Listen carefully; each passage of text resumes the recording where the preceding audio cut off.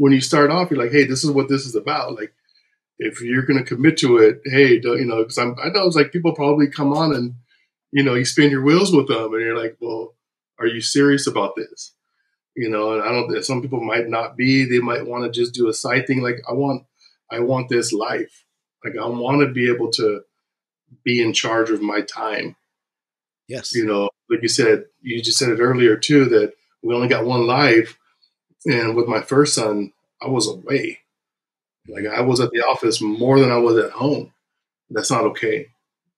And so I want to get away from that, build this in the case and like everything. I can hire people. I'll hire people.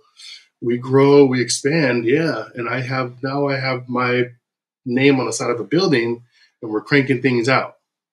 And, but the best part of my day is talking to my audience, talking to my family, then my audience. Yeah.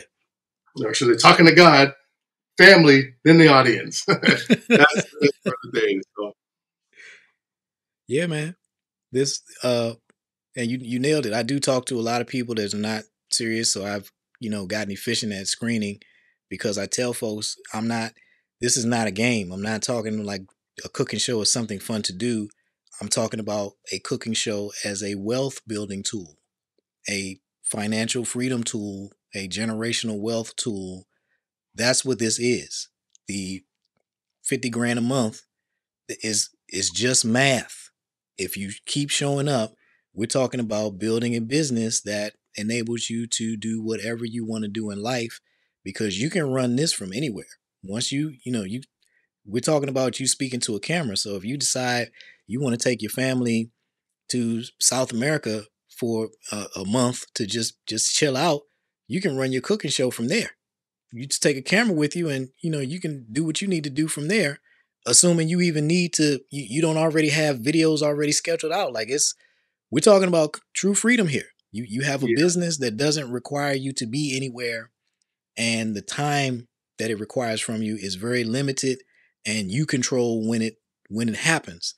That's what this is about. That's what I see as a cooking show, particularly in this time that we're in right now, where the technologies have come together, where YouTube is a mature platform, it has the advertising and everything, the camera equipment, the prices come down to where you can create the highest quality video with cameras that anybody can go to Best Buy and get and afford. The community building platforms where you can charge a monthly membership fee and get paid for your knowledge.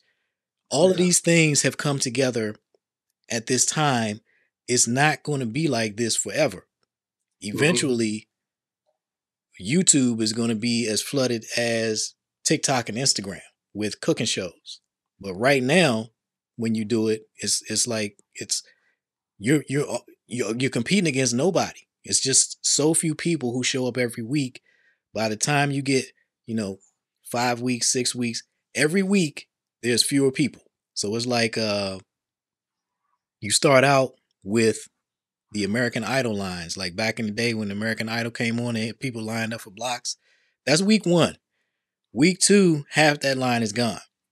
By week 3, 80% of that line is gone. By week 10, there's no line. It's just you.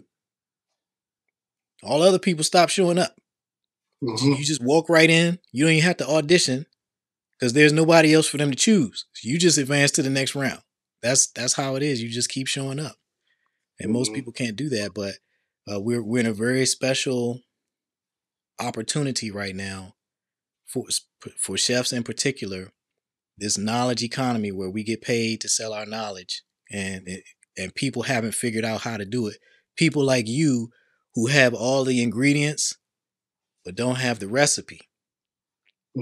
Eventually, everybody's going to have the recipe and have it figured out, and it's going to be a different competitive landscape.